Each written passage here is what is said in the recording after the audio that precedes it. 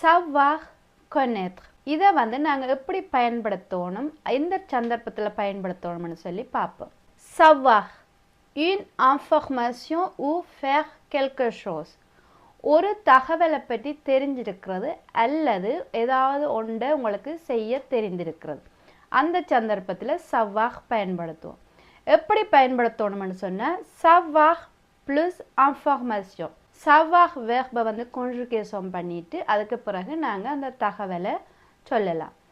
savoir plus verbe infinitive.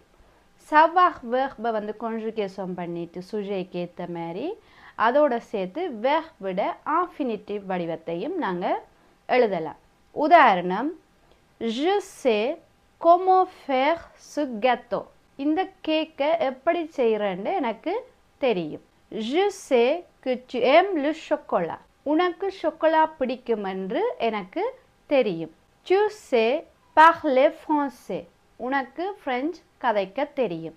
Je sais conduire une voiture. எனக்கு car ஓட்ட தெரியும். Tu sais parler français. இது வந்து savoir plus verbe infinitive.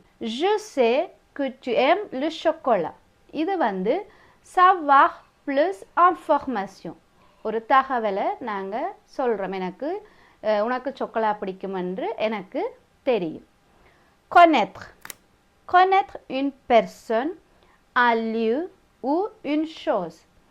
ஒரு ஒரு நபரை பற்றி தெரிந்திருக்கிறது அல்லது ஒரு இடத்தை பற்றி தெரிந்திருக்கிறது அல்லது ஒரு விடயத்தை பற்றி தெரிஞ்சு வச்சிருக்கிறது. உதாரணம், அதுக்கு முதல்ல அதை எப்படி பயன்படுத்துகிறோன்னு சொன்னால் connaître plus non.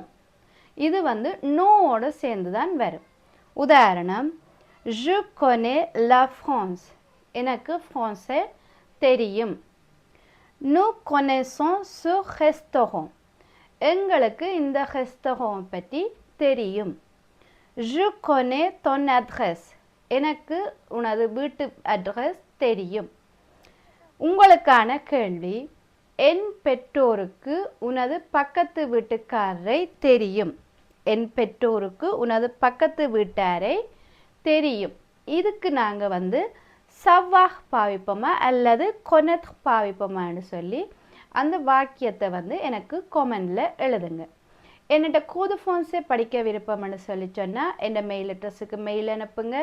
டெல்ஃப் எக்ஸாமுக்கு உங்களை தயார்படுத்தணுமெண்டா கூடியும் என் மெயில் அட்ரஸுக்கு நீங்கள் மெயில் அனுப்புங்க.